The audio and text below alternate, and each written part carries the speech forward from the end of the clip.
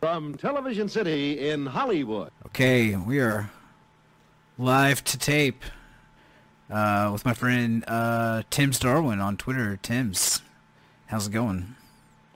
Good, Jeff. How you doing? Doing great, man. Listen, we're here to talk. No, we're not here to talk about politics or history. That shit's boring. It's dumb. Anyone who who needs it? Who needs it, man? If you're tuning in for that kind of content week in, week out, I don't know, man. You should probably find. You might want to try this.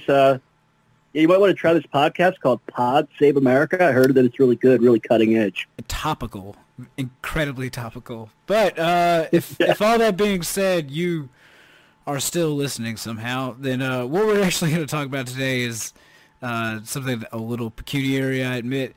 But in a lot of ways, it shows not just like how far we haven't progressed in the last, I don't know, going on about 50 years now, but how much we've regressed.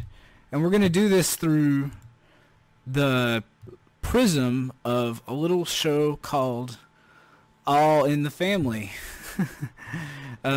Thames, you're a little bit older than I am, but I don't think you're quite old enough to have seen it and enjoyed it contemporaneously from 1971 to 1979. No. Actually, I did in fact see it in its first run. I forget exactly what year it debuted, but some of my earliest memories of watching TV with my parents is watching Sunday night TV on CBS, and it was 60 minutes. And that ran right into All in the Family. So I actually saw probably the vast majority of it in first run. Oh, and then, right on. Yeah. It was nine seasons, 71 to 1979. We're not going to go through the whole history of the show, but just for a bit of background, if you don't know anything about All in the Family, it was a Norman Lear sitcom. Starred Carroll O'Connor, Gene Stapleton, Sally Struthers, and Rob Reiner is really like the four principals. It revolves around life of like a middle to lower middle class, really like working class, one income family in Queens who live in a modest house. It's a ripoff of a BBC sitcom called Till Death Do Us Part, which I've watched 0% of, and I'm not going to talk about today because I don't care about British people. I'm just kidding. I mean, listen, what they did to the Irish was really unconscionable, and that's why I don't consume any British media. But All in the Family is sometimes regarded as one of the greatest television series of all time.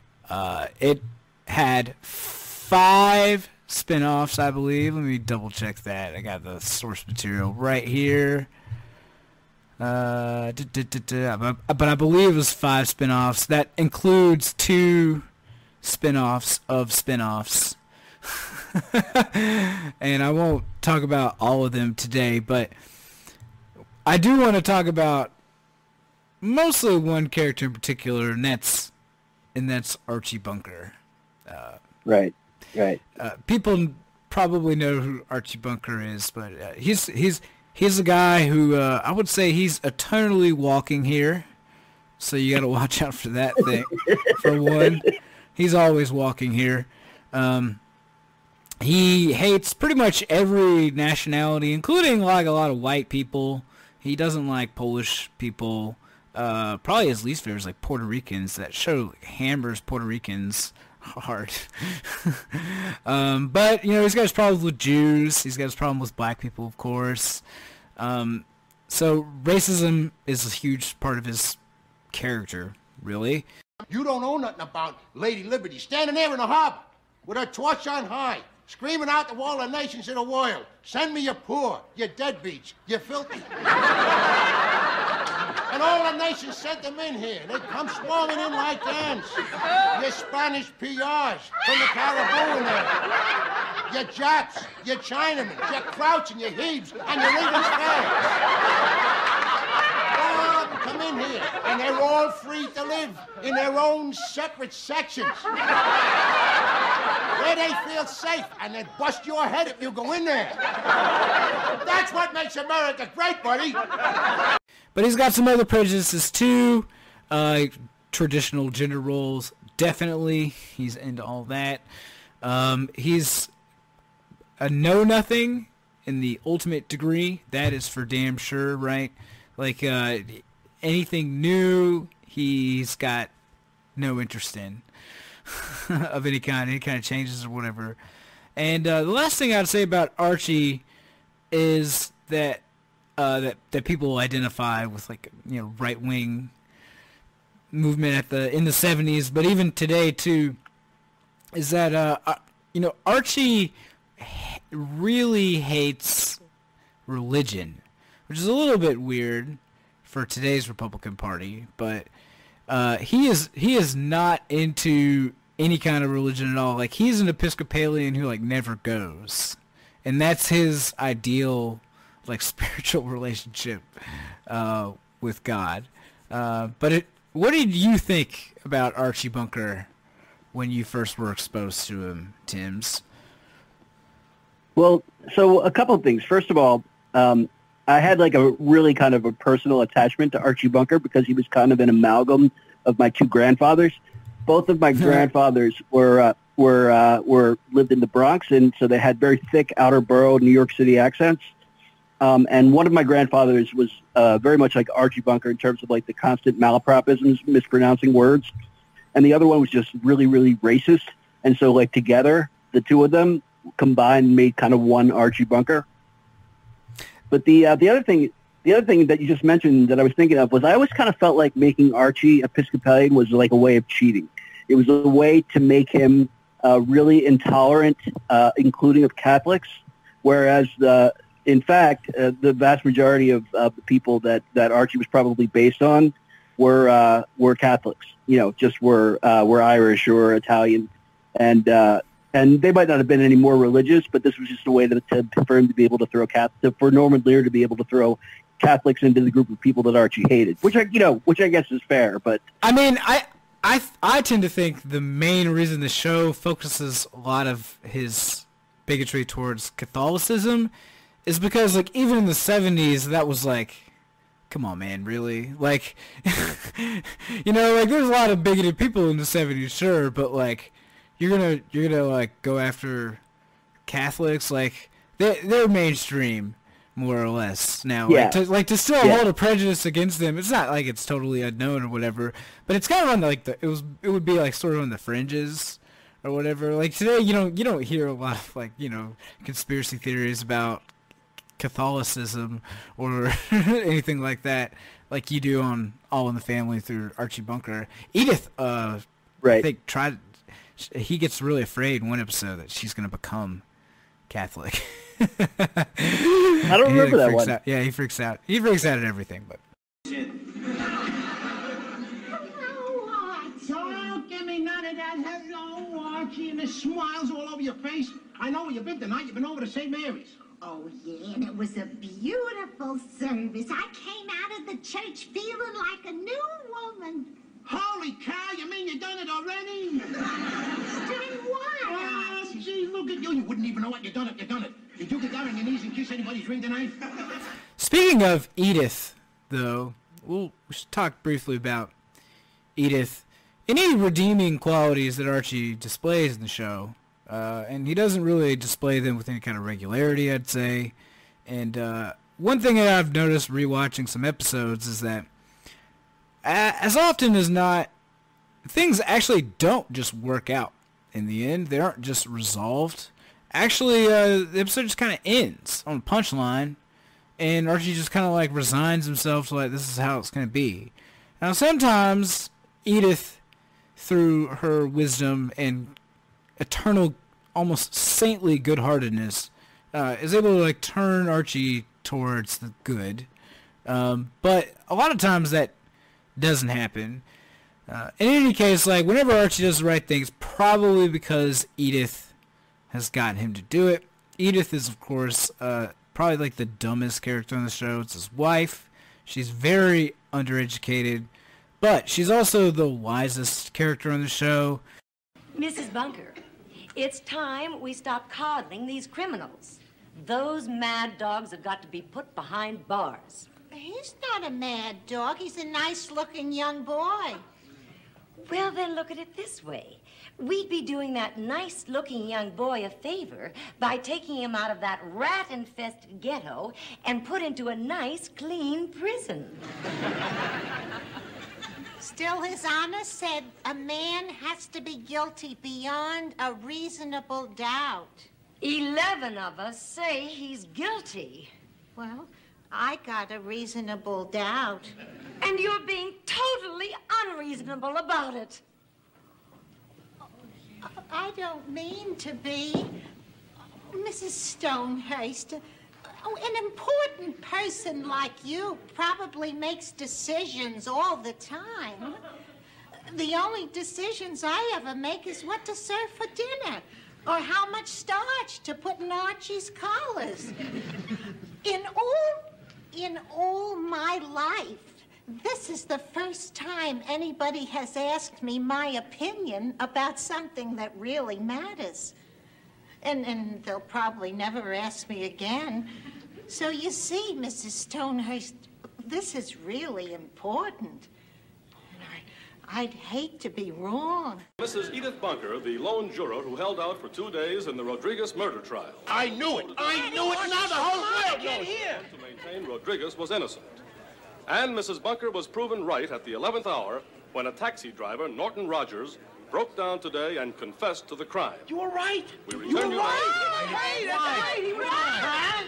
She really holds like very little prejudice in her heart, even if she does hold a great deal of ignorance. There is one episode where the show won a bunch of Emmys or whatever. I don't really give a fuck about that because Hollywood's always kind of patting itself on the back a little too much for how forward thinking it is or whatever. But I will admit that I found it moving. There's one where like she has a cousin, and her cousin suddenly passes away. It's, terrible or whatever. Now they weren't that close, but she was family.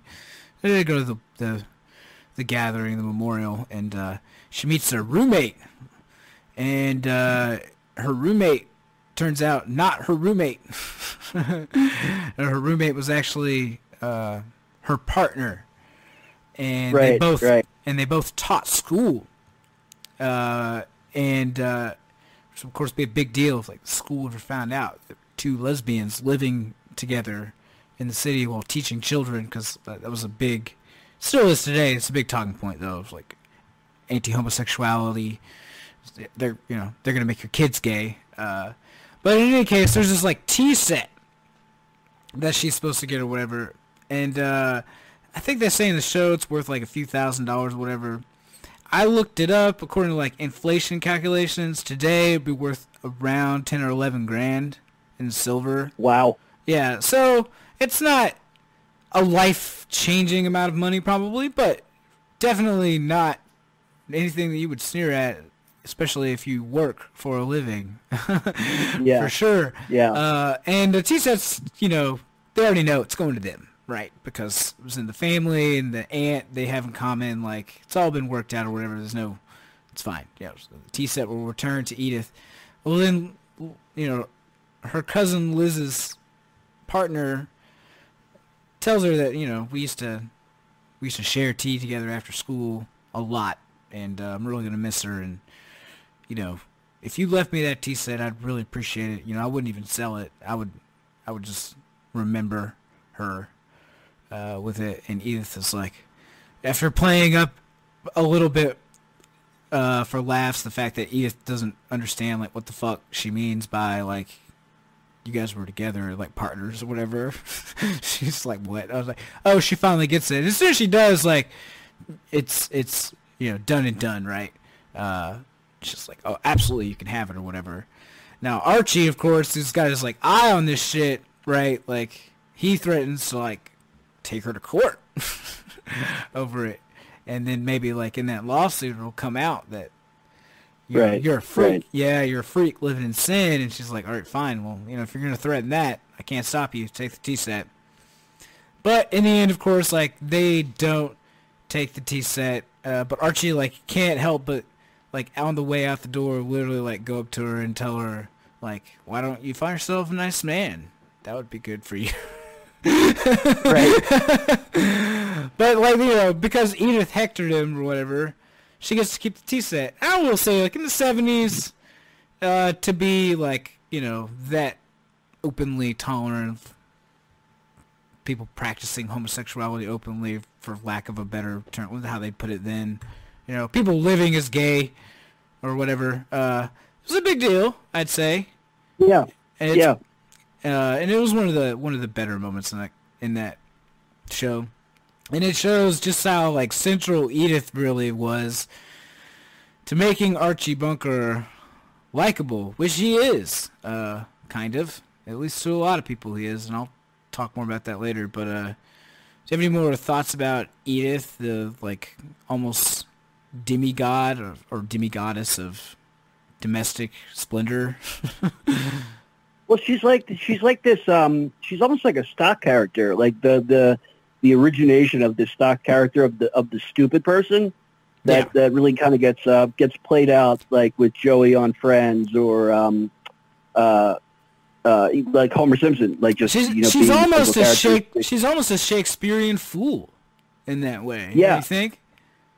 But that's really good actually at the same time, because the fool, especially if you look at a play like King Lear, the fool has like some of the wisest lines in the play. Yeah, and every Shakespeare fool's got every wise ass thing they ever said. So the fool is always says it. Yeah.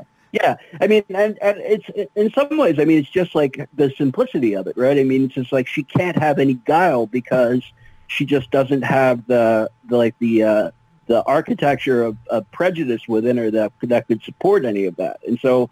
You know, she just sort of sees everything exactly the way that it is. Like, okay, well, these two women love each other. Why shouldn't they live together and have their relationship acknowledged? Why shouldn't, therefore, this tea set go to my cousin's partner? You know, I mean, it's just like it doesn't even, the idea of acting in a prejudiced way doesn't even occur to her because she can relate to it on an emotional level, and that's really sort of the only place that it counts. Absolutely. Edith, I should add, was played by Gene Stapleton, and just because like I'm a music buff of a little bit, and I've never been into Broadway or even opera really, but Gene Stapleton was like a legit Broadway actress caliber voice musician, that is. She could sing hardcore. She never does in the show. She like purposely sings bad. But what's kind of weird, and like not to like puff myself up too much, but because I kind of have an ear for someone who's had voice lessons, I can kind of tell if they've had enough of them. Like even if they try to sing badly, I can tell by some things that they do. Yeah, like in the that they're actually professional. Like in the theme music. Like in the theme music, her voice is really shrill, but she hits the notes. Every pitch is perfect. Yeah, you can tell. I never considered it before now, but that you mentioned it. She does. She hits those notes. It's not like she's going to break. It's not like she's flat or anything. Yeah, I mean, she's like a touch of vibrato. Her up to great class. Yeah, she's great. Yeah. Gene Stapleton, for her part, like when the show started like wind down, and then like the continuation series that was spun off with Archie, she wasn't really in. She said that Edith Bunker's as a character's potential had been reached. It was only very reluctantly that Norman Lear killed her off. Apparently when Gene was like, I don't want to do this anymore, you should kill her off, Norman Lear like got really quiet and sad for a second. Because Edith is probably one of the most popular characters on the show. But we'll move on from let's move on from the Bookers for a second. We'll talk about two more and then some supporting actors and actresses. Or I guess we're not supposed to say actresses anymore though. They're all actors. They're all actors. So do better. It's and it's Latinx. Everybody remember. But there's also Mike and Gloria. Gloria is Archie and Edith's daughter. She's not quite as politically opinionated as her husband, Mike, but she is sweet. She does love her parents, but she is frequently at odds with her father, especially over women's lib type stuff. It's not so much that Gloria is like a hardcore feminist or whatever, but she is a feminist. She wants the opportunity to work, to have a career. In fact, her husband is in college full time, and she does take a job at some point in like the series to like support him, and that's fine with her, but not fine with Archie. But in reality, like, I find her probably the least compelling of the four central characters who live in the Bunker household. Mostly because I maybe it's just because I'm a dumb white dude, but I kind of have a problem like figuring out exactly what the hook for Gloria is. I don't know what you think. Yeah, I'm not sure there is one. Yeah, I don't think there is one. I think that she's there for more than any other reason, because you wouldn't have Mike there otherwise.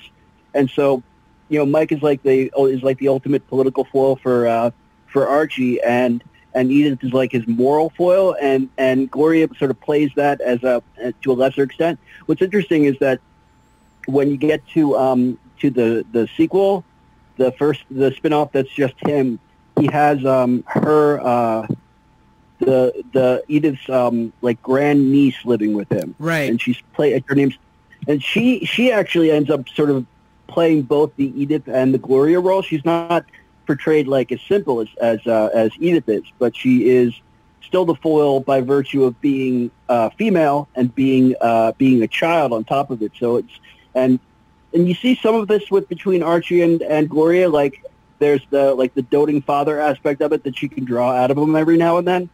Right. But other than that, I don't really. She's not a. I will say one thing about what we would call a full character. They do dote on her, and that comes up in the show. But what also comes up a lot is that Archie wanted a boy, and Edith wanted a girl, of course. But of course, Archie wanted a boy. Gloria's in the caught between the middle of her liberal husband and her conservative father. But beyond that, like, she mostly, in terms of like political beliefs, sides with Michael more often than not, although they do have some disagreements too. I should note, it wasn't only me that found her the least compelling of the four. Her spinoff did probably the worst of all of them. I don't think it didn't run for but a couple seasons. Which, by the way, no flack towards Sally Struthers for any of this, who played Gloria Stivic. I just, I think she did what she could with what she had, but, I don't really find Gloria that compelling. So let's, in the Chapo Trap House manner, let's silence women's voices. Let's stop talking about Gloria. Because 2020 is coming, Tim. This is off topic. 2020 is coming. We're going to need to silence more women's voices. We're going to need to ignore more minorities in our quest to get Bernie to run for president. But that's right. It will require the silencing of all women's voices in order to get this to happen. Exactly. And I got to tell you, dude, you should know this. Mike Stivic, if he was around today, would be a total Bernie bro. Yeah, totally. Michael Stivic, of course, the fourth main of the character of the show, All in the Family. He lives in the Bunker household, played by Rob Reiner, frequently referred to as Meathead by Archie Bunker.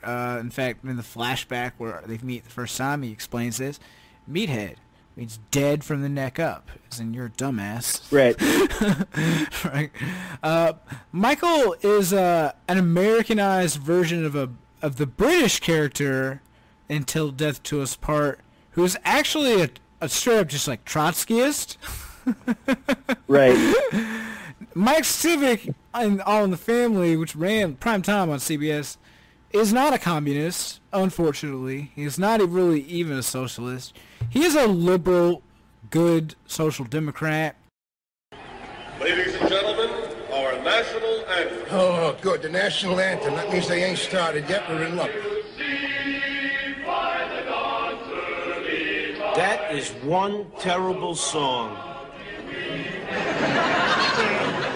Don't start up nothing with me, meathead. I'm watching a game. That's a beautiful song, and shut your face.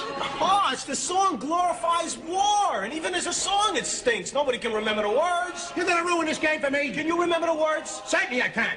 Come on, give me the first few lines of the national anthem. Give me that thing. Come on, I'll turn it on as soon as you give me the first few lines of the national anthem. Oh, shaken, you see, by the dawn's early light, what so proudly we hailed of DIC. Wrong. It ain't wrong. It is too. I sing from my country, tis of thee. That's wrong. What are you talking about? The next line is Star Spangled Banner's at the twilight's last gleaming. At the twilight's last gleaming comes after of DIC. Crazy! You're just proving my point. Nobody can remember the words because they're rotten words. Listen. Oh, say does that Star Spangled Banner yet et wave? What kind of a word is yet et? If it's in the national anthem, it's a good word. Yet et? Yeah, et. I use it all the time. Yeah, et. Now give me that et. He's sympathetic to like the SDS. Vietnam comes up a lot in the series, and he's extremely opposed to it. Of course, he's got no qualms about that.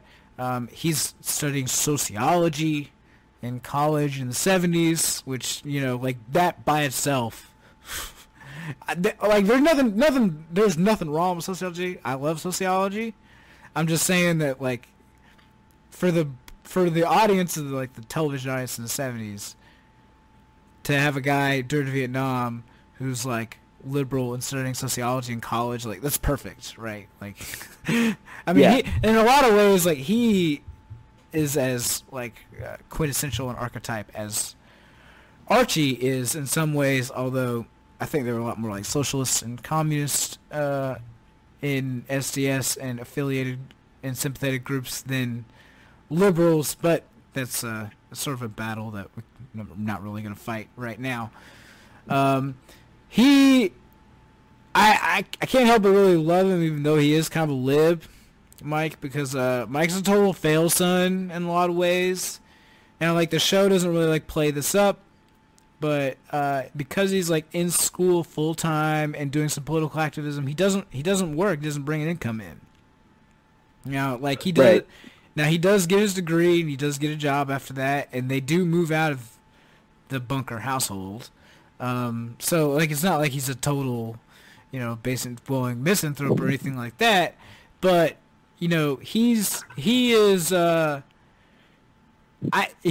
definitely a sort of, like, bearded hippie without, like, the beard, except in, like, the one flashback. Also, one more thing. Also famous for his toupee, because like I think Rob Reiner's hair started receding incredibly early in the series, and so he had to start wearing a toupee. yeah. Wasn't that long after he left that he did This Is Spinal Tap? Yeah, and he's bald in that, and you could definitely tell like that. Probably even from the beginning. I mean, he's already losing his hair, but it's definitely nearly gone by the end. But Mike is like he's like a McGovern Democrat. Yeah, you know, he's very his leftism is very mainstream. It's not, you know, and I think to some extent Norman Lear has to do that because, like, for one thing, they're not like American audiences not going to have any idea what a Trotskyist is, and you know, and the particular. That particular strain in the UK and all that. I mean, even to call him a Marxist would be way over the head of a lot of American viewers because they're gonna think it means something different than what it actually means in an American academic context in particular. But you know, well, to be fair, like this is the 70s. Like the Soviet Union is still like a going concern, you know. Yeah. So when you say like socialism or communism, you're immediately like, oh, well, you're like a Russian. The original Russia gate, right? Like everything was Russia then. Right. What's old is new. What's old is new again. Have you ever seen the episode where they play a board game with each other? Yeah. That I don't know like if it's one of the more popular episodes that ever aired, but it's actually one of my favorite. The whole episode, Archie like leaves. the house like 5 minutes in the episode. In the remaining like 22 minutes or whatever, they just shit all over Michael. A lot of times, like, for his, not just like for his politics, in some ways, for how like limited they are.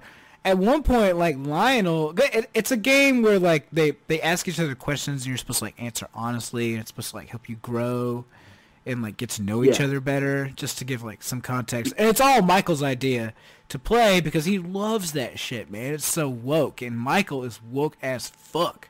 Except for his male chauvinism, which he does display several times in there. But anyway, they start playing this game, and like Lionel Jefferson, who's black, like, you know, straight up tells him one day that, like, you know, sometimes I wish that, like, you know, you would just like talk to me like Lionel Jefferson and not like the avatar of the entire black race. He's like, well, what do you want from me? We just like talk about the weather, and he's like, yeah, maybe. I mean, like, black people got weather too, and I always like that shit because like it is true. Like Mike goes on and on and on and on and on about that shit, but like really, like, you know, whenever he's like hanging out with Lionel, a lot of times, like, you know, he's like, he can't wait to be like his white friend who's one of the good ones, right? Like he fucking loves that shit. Yeah, no, it's a really good episode in terms of like pointing up certain aspects of Mike's character that don't get played out a lot. It's interesting though because it's like this thing you see with Norman Lear a lot, and it's with George Jefferson that you really see it. I think most starkly when he's just a very much a secondary character in one of the early seasons. Right. The neighbor sells to the Jeffersons, a black family. And George Jefferson moves in. George Jefferson like hates white people, like just hates them. And part of that is to just provide, you know, comedic fodder for the show. But another part of it, I think, is like Norman Lear's attempt to say, well, you know, like it's a little bit like both sidesism. Like, well, you know, there are black racists too, you know, and they don't like white people. I mean, it always just kind of bothered me a little bit. Like, yeah, it certainly can be true that Mike Stivic has holes in his ideology that he hasn't really fully considered. But to show that up, I think, is more from Lear's standpoint something that he's doing to say that he's being fair to all sides rather than to like kind of actually mine it for what it might really be worth. If that makes any sense? Yeah, it does. I just think that like it's a conscious decision to make to do that as long as the spectrum remains liberal to ultra conservative. Because there are no like real lefties on this show that are portrayed in like any positive way. The few times like Black Panthers come up or anything like that, it's bad. But speaking of, or at least the show plays it that way. But speaking of George Jefferson, we'll talk about some of the supporting characters that are more popular than others. George Jefferson, his wife Louise, of course, they will get their own spin-off when they move on up to the east side, played by Sherman Hemsley and Isabel Sanford, respectively. If I get to like drop actor names in here, I'm sorry, but some people care. So, although I don't. Well, this is something. This is an interesting point because the guy originally cast as George Jefferson ends up being played by Sherman Hemsley, but it's a different actor who plays him initially. Right. And then in the Jeffersons in the series, the guy who originally plays Lionel is replaced also. So that Isabel Sanford is the only one that goes through that entire season playing the exact same character from All in the Family right down through the end of the Jeffersons. And it's like, and again, like on some level, I wonder like if there's like a meeting at CBS with Norman Lear and they're telling him that the actor that plays Lionel Jefferson is backing out. He's like, oh, we'll just get another black guy. I mean, like nobody's going to tell the difference. They all look alike, don't they? Yeah. So they're the Jeffersons and their son Lionel. George Jefferson's job is basically to yell that Archie's a dumb honky on the screen for a laugh a bunch. Like, I don't want to minimize his comedy or whatever, but like that's kind of what he's there for. And Isabel sort of there to do the same, but also there to like sass back to George a lot, which is good. I like. But I want to talk a little bit about Lionel, who, I feel a little conflicted about, because I want to tell you about Lionel Jefferson. Lionel Jefferson's a lot of times, like, he gets some of the biggest laughs in the show. Because Archie and Lionel, believe it or not, like, audience, they get along pretty well most of the time. Pretty much all the time, actually. But their dynamic is very weird. Because it goes something like this. Archie will, like, say some, like, racist-ass shit that's, like, super stereotypical or prejudiced. And Lionel will, like, play into it, right? And, like, string him along before, like, nailing him in the gut with a punchline he doesn't understand, but that the audience, like, gets to laugh at. Here, Lionel. Sit down in that chair, huh? This is very important. Now, Lionel, you and I been friends a long time, right? Right. It's on the basis of that friendship that I'm going to ask you to do me a favor. Sure. Jim Bowman, our neighbor down the way, just sold his home to a family of colors. No.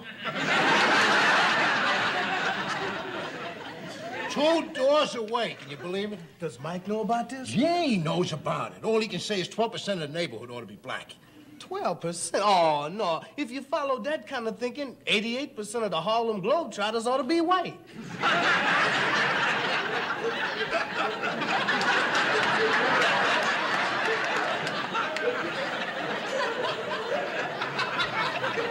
I never thought of that.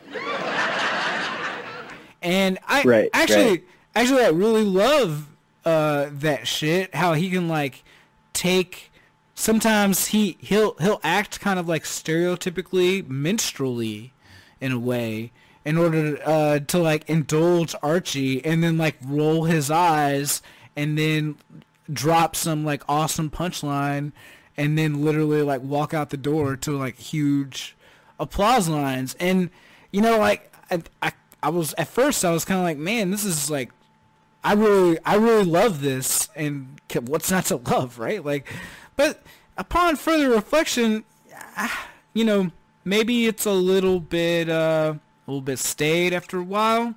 The dynamic does, like, continue pretty much anytime they're on screen together, and it sort of, like, puts him in another box, like, as a black person.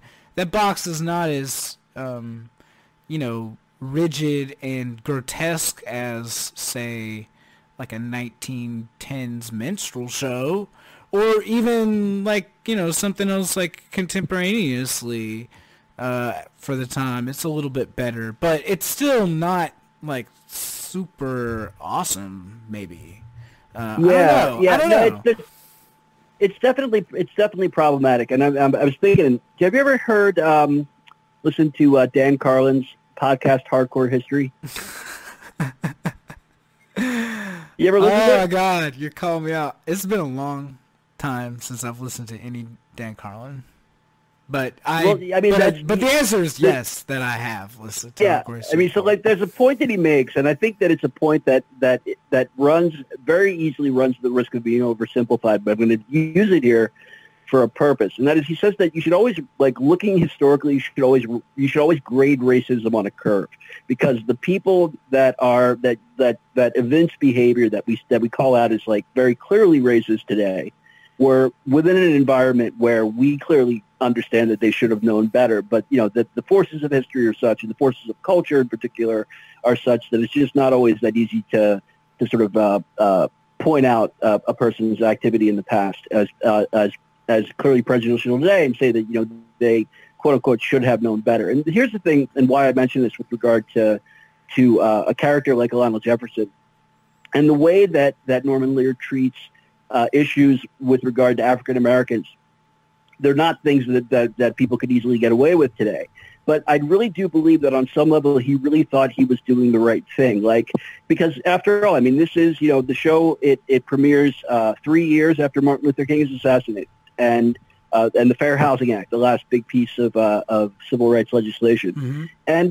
And like most liberals, he's trying to negotiate these changes and do it in a good-hearted way so that, it's beneficial to the country at large, and certainly beneficial to black Americans and beneficial to white Americans who are not going to have greater interaction than ever before, depending on what part of the country they're in, and so on and so forth.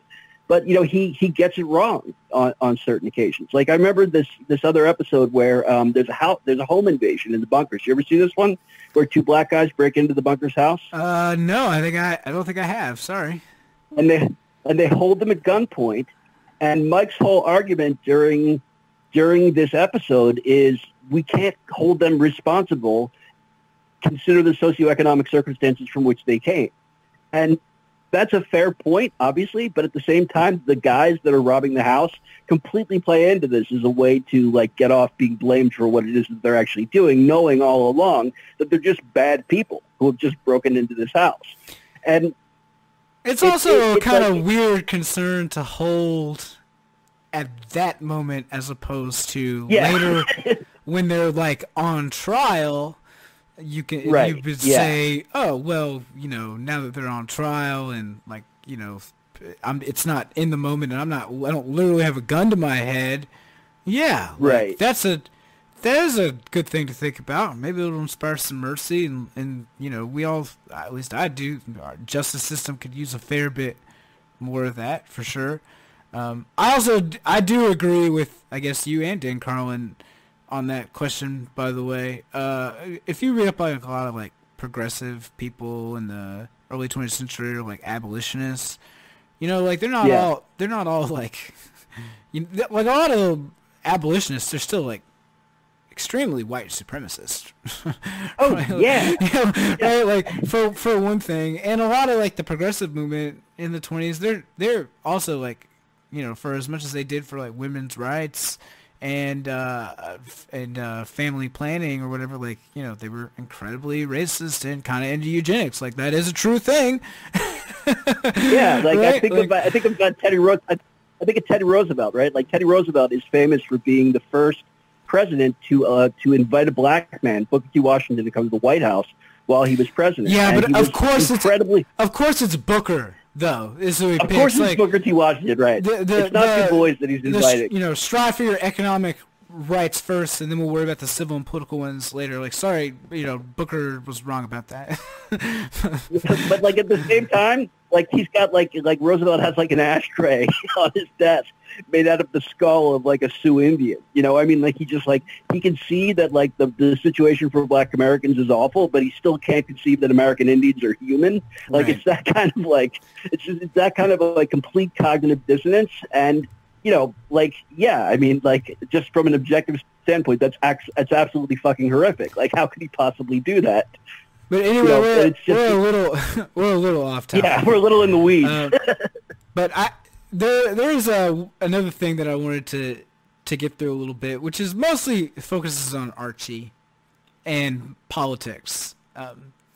When the show debuted, I think as early as like 74, but sometime like early in the 70s, they were already talking about like the Archie bunker vote. That's been talked about pretty much every election cycle since. Archie Bunker, of course, like votes Republican, both like metaphorically and literally like on the show. Towards the end of the show, like Ronald Reagan, he says like a nice up and comer that he's happy to see rising. Yeah, which is prescient, I think. But Archie, in a lot of ways, like, he's not as useful a prism to like look at a Republican's ideology as you might think. Now, like, yes, a lot of like the just like maybe prejudice that might you just like kind of get through inertia and just not thinking about things very much. That's definitely there, and definitely like Trump sounds like Archie Bunker a lot, especially like when he talks about the wall and Hispanic and Latino and Latina people and etc. Right? Like, yeah. But there's a few things about like Archie that like his life and even like his politics, I'd say, that don't line up today at all. The first one and probably the biggest one is that Archie has a union job, which is not really. Yeah. I mean, I don't know much about Queens, New York today, but I would bet there aren't a lot of like middle to working class family homes there whose bills are being paid with a union job, and not at least not a public sector union job for sure. Because Archie works in the private sector, but he has a union. And I remember at one point, like there's a Vietnam protest, and Mike's like, about to go up and do some civil disobedience. Maybe he gets his ass arrested, not on purpose, but he's willing to risk it. And of course Archie thinks that's all bullshit, and they straight up tell him like, well, what about the strikes that you march on, right? Like he's like, that's different. And he even literally says that, like, when the union forms a picket line, anybody who walks through it, like, they're gonna get their head cracked open, and he calls that education. Right. Right. Like, and that dude doesn't really exist anymore, I don't think. And definitely not in Queens. He doesn't exist in Queens. No, but it's an interesting point, right? I mean, because Archie Bunker is the archetypal Nixon voter, right? He's the solid majority guy. He's the guy that maybe voted Republican in the past, maybe voted Democratic in the past, but is definitely going to vote for Nixon because all that messaging that Nixon's doing about law and order and our broken system, and he's going to clean the streets up. Oh, I mean, all of that is very pro. He loves that shit, right? Very, very pro cop. Yeah. Right. And so, back in the 50s and 60s, I think it was a third of American workers were unionized.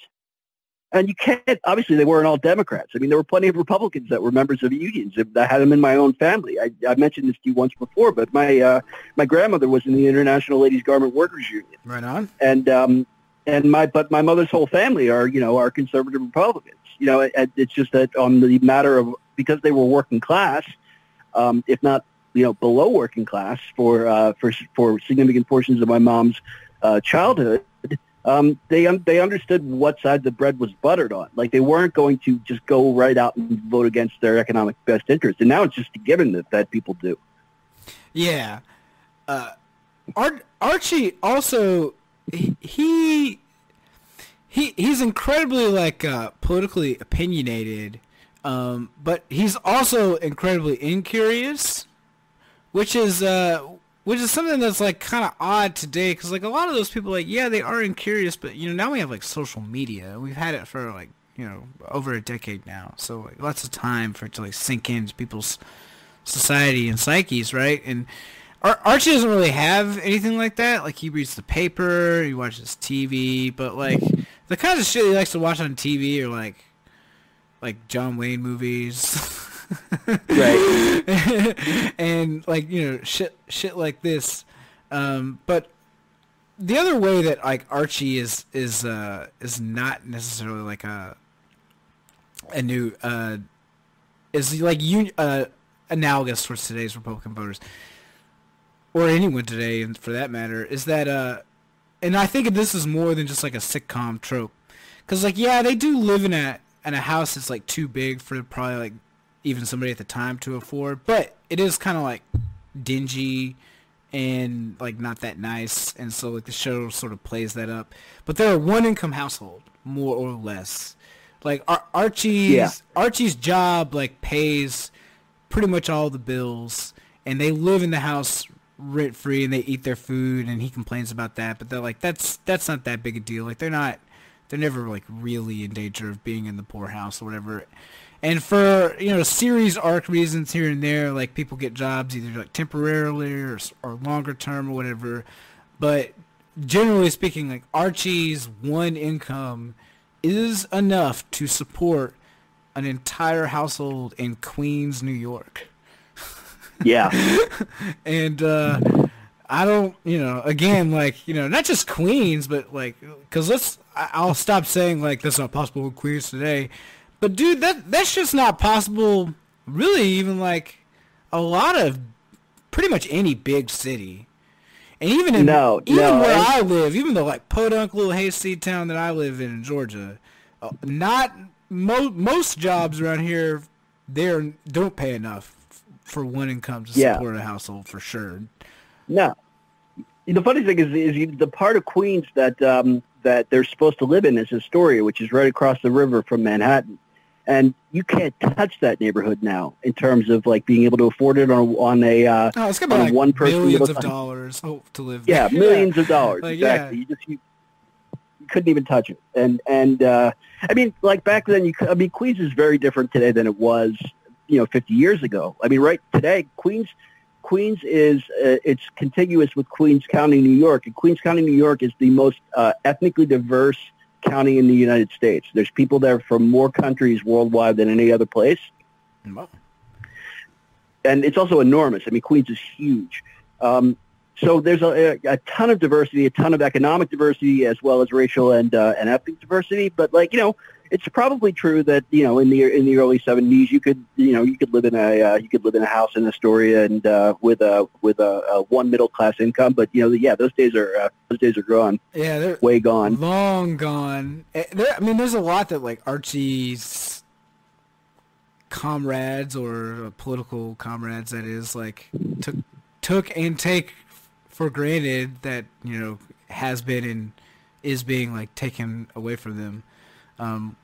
I don't think like healthcare in terms of like bills doesn't really like come up a ton, which I find a little curious. Even there's no real like people do get sick or whatever, but like the doctor just comes and like checks on them and presumably is paid, but like they never really like talk about that. Yeah, I only remember two medical issues. I remember Archie gets a hernia and has a hernia operation, and he gets a blood transfusion from a black person. That's one.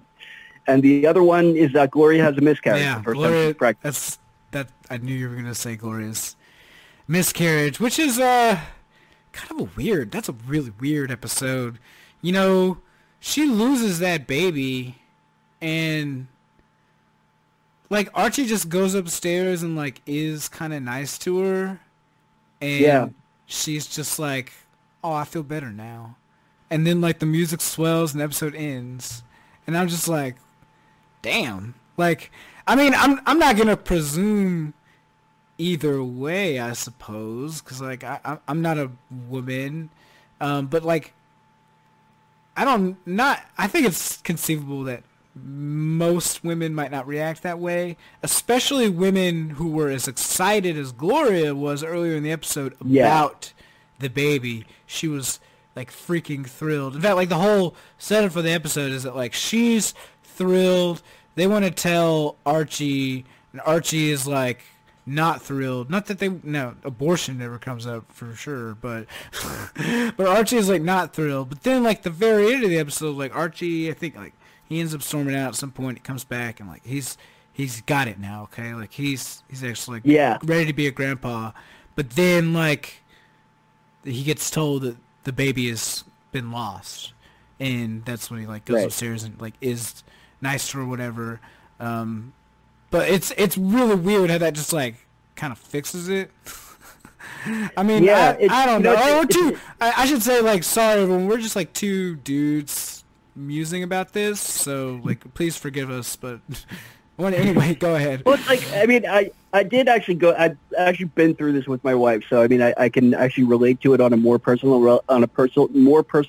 But the thing I was going to say was that if you compare it to King of Queens, where Carrie, the wife played by Leah Remini, she has a miscarriage in one of the early seasons, and they play it much more realistically. Like, there's like, she cries and there's extreme disappointment, and it's like follows through as a theme for a couple of episodes, and whether she feels confident enough to try to get pregnant again. I mean, and it's not wholly realistic. I mean, there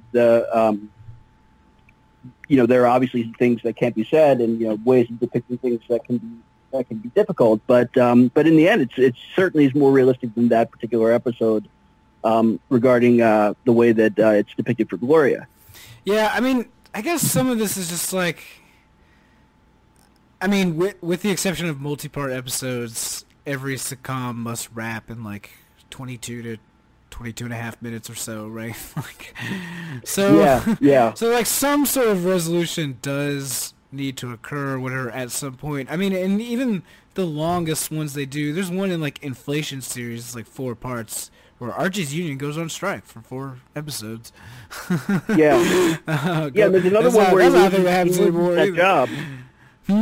He loses that job at one point, and that one goes on for like 3 episodes or maybe even longer, because like he loses his job and then he's impotent. I don't know if you remember that. Oh yeah, but then he gets another one, and then and I think even like Family Guy ripped off that whole story arc for Peter at the same time. But Archie also, in his spin-off, he does evolve a bit. Not like politically, but like all this like union stuff and like one income shit. Like no, not anymore. Like in the '80s spinoff that ran for like a few years, he's just a small business tyrant. He has a bar. Right. Like the actual modern Republican voting base, and that the small business owner. In a lot of ways, like that Archie is actually that Archie Bunker voter does exist and is still around, both in that like he's probably hanging out at a bar saying racist shit, and he might actually like own that bar and be saying like racist shit, or like he like got a fucking used car dealership or a fucking like ski-doo rental place or whatever the fuck, like he's just some fucking small business tyrant who like hates paying taxes and like doesn't want to pay. Don't want to help anyone. Say again. The only episode I remember that show. Yeah, the only episode I remember that show is that Ann Miro was a regular on that show, and the single episode I remember is when she has like a crisis and it's revealed that she's an alcoholic and she's like going to go to like the Queen's equivalent of the Betty Ford Center or whatever because she's gonna dry out. But that's the only episode of that show I can actually clearly remember. I mean, I think it did all right, but it's just not nearly as memorable as All in the Family. Just real briefly, I guess I'll tell people the other spin-offs. Let's see if I can remember them without having to look it up. So I told you about Gloria. Of course, everybody knows the Jeffersons. There was also one called Maude. Maude is played by B. Arthur, of course. I actually like B. Arthur more than the character of Maude, who is kind of I guess she's fictional, so can I call her a bitch? I don't know, but she's a little bit uptight for sure. Maude is, of course, like a post-Archie, both in that she's very liberal, but in a lot of ways she's like even more of a caricature than Mike is, because she's also very upper middle class or even upper class in terms of her like sensibility. Like she's definitely liberal in the more classic sense, where like yes, she is incredibly like socially and even economically liberal, but she's also like occupies a place like somewhat in the center of the economic system, right? Because she has money, she is a professional, right? Like, and her values are also just different from Archie's.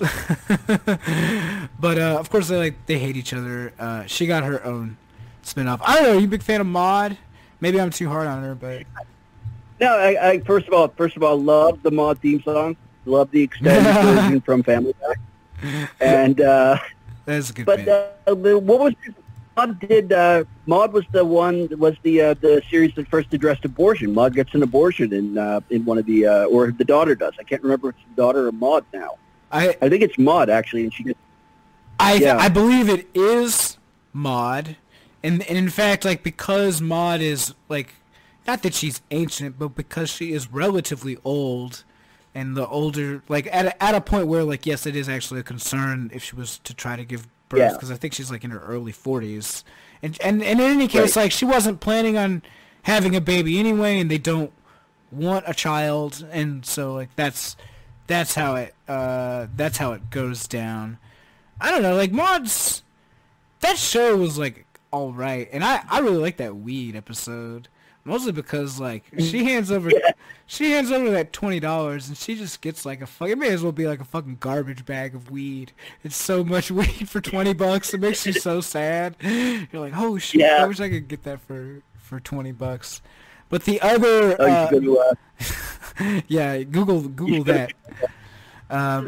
The other spin-offs, of course, were Archie Bunker's Place was the continuation. Teams Right. was Good Times, which some people say is not really a spin-off of Maude, even though it does show Maude's housekeeper Florida Evans as the star, and they say it's not because her history and her situation and her husband was changed for the show, and they made no reference to Maude. But honestly, like, the whole spirit of Florida in both shows, and they're both named Florida, is it's not even basically the same. It is the same. So, and it is clearly the reason why the show was made. If the show had never been made, if Maude had not been made, and if Maude had never been made, if All in the Family was never made, therefore, it is a spinoff of a spinoff. And if you don't agree with me, audience, you can at my Twitter handle, that's at Michael Brooks. That's right. And yeah, that's at Michael Brooks at MIC. Yeah, you'll find it. Just search Twitter Michael Brooks. And then apparently there's another one called 704 Hauser that features the Bunker's house with a new family with a liberal African-American couple who has a conservative son who's dating a white Jewish woman. You want to guess?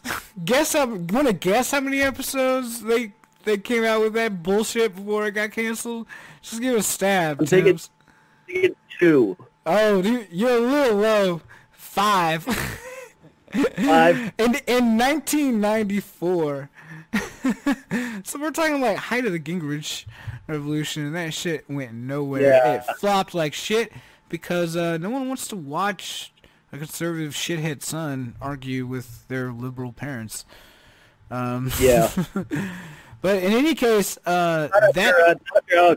In any case, that's more or less All in the Family, which has been sent up / like homages delivered unto for a lot of years. I'm not really big into Family Guy or whatever, but Family Guy is kind of big and it has been around a long time. The opening of the theme song, at least the very, very beginning, where they're sitting at the piano and Lois is playing and Peter is singing along, that is from All in the Family, of course. Which is how every episode began, with a lilting, beautiful, pentatonic song called "Those Were the Days," which has some great lyrics. Do you like "Those Were the Days"? It's really insidious, right? I mean, because it has that pentatonic thing you talk about. Like, it's got that like major chord, like positivity about it. But the lyrics are all about how, like, weren't things really great before black people lived next door? Like, remember how great things were before, like, you know, back when everybody knew their place. And even today, like, if anyone is sufficiently interested in this, actually, like, go and look at some All in the Family episodes. You can just find them on YouTube. The show's old enough that, you know, it's not a big deal that it's there. If you just check out the comments, I know people tell you never to read the comments or whatever, but a lot of these comments, like, they're not really, like, arguing anything. They're not really even nasty. They're just, like, they're not even just, like, boy, Archie is spot on here with, like, 1,000 thumbs up. I mean, that is there, too. More common, though, is that, you know, there's like, all these, like, qualified praisings of Archie, like, oh, he's such a dullard and a goofball, but, you know, like, he's right on that, at least, on this one thing. Or, I remember, like, you know, someone just like Archie, except, you know, they actually, like, knew a little bit more about the world, and, like, you know, I miss that too. Like, there's you can find a lot of people who are still just like, Archie's not even just good because, like, oh, he's eventually like drops some of his misanthropy and, like, you know, does the right thing sometimes, at least. No, it's not like, oh, he's kind of a dumbass, but, you know, his heart, that's my heart too, man. They fucking love his ass. Yeah, he's the standard bearer, right? I mean, he's the I mean, you have to wonder if there were audiences back in the early '60s or the early '70s and mid '70s who watched it and like watched it without irony, just watched it for Archie and like sort of cheered along with him. I would have to think there were at least some.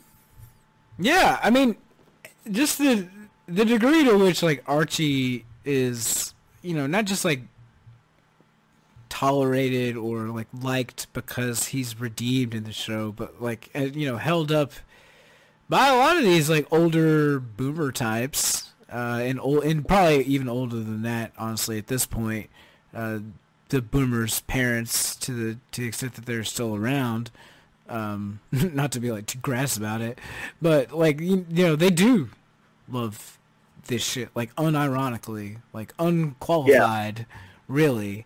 Like they'll, the fact that he like mispronounces things or whatever, like for them in a way, like because the show gets such a big laugh every time that happens, and it's such like a frequent well the jokes go to, they can say, I mean, yeah, it's funny, but come on, it's cheap, right? Like, what he mispronounced something or malappropriated a word, but whatever, like he's still right. Like God hates whatever, black people. Yeah. God still hates.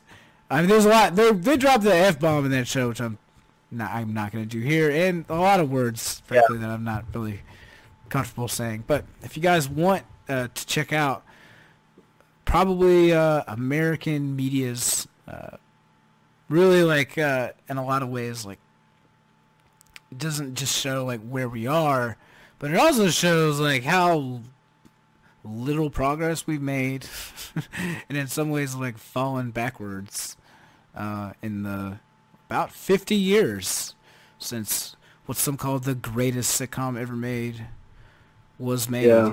Do you have any closing thoughts on All in the Family, Thames Darwin? Yeah, I mean it's interesting, the Cousin Liz episode. Yeah, I mean there's like sort of perpetually pushback on these things, and it's I don't know enough. I'm not old enough, nor do I know enough about American history to know whether this kind of pushback that we've seen over the last 50 years and sort of the real lack of forward movement on some of these issues is just like par for the course or not. I mean, to some extent, I would have to think that it isn't. It's just like that the right wing is better able to use the media to its own end than it used to be. I mean, that's an interesting question.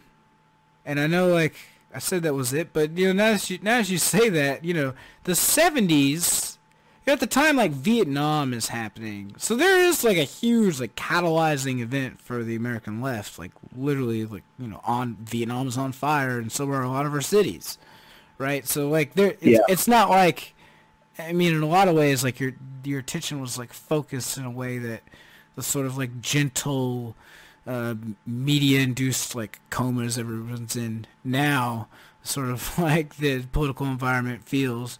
But that being said, there is a lot of energy today, I think, on the left. Not just a lot of podcasts and media going on, or people on Twitter, but I think a lot of people like actually like doing work and getting involved.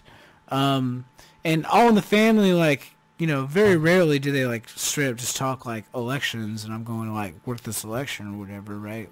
But in our world, like that's a thing, and on that front, like we are making some progress, and in a lot of ways, like that's the missing piece, I think, that sort of like causes all the things that Archie enjoys that we no longer do, like a union job in a privately owned factory, or a welfare or an unemployment benefits office that he can literally like go to and get money easily, which happens in the show, or any number of other things that they enjoy in terms of like lifestyle we just don't have anymore, right? But all that being said, Thames Darwin, noted TV critic and prison warden, thank you for joining me today.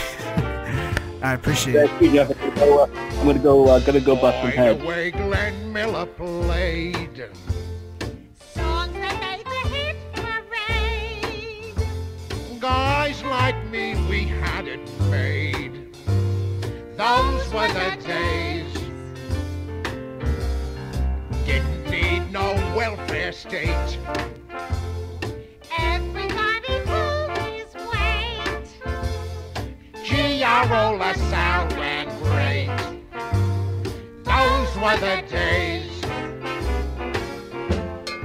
And you knew where you were then.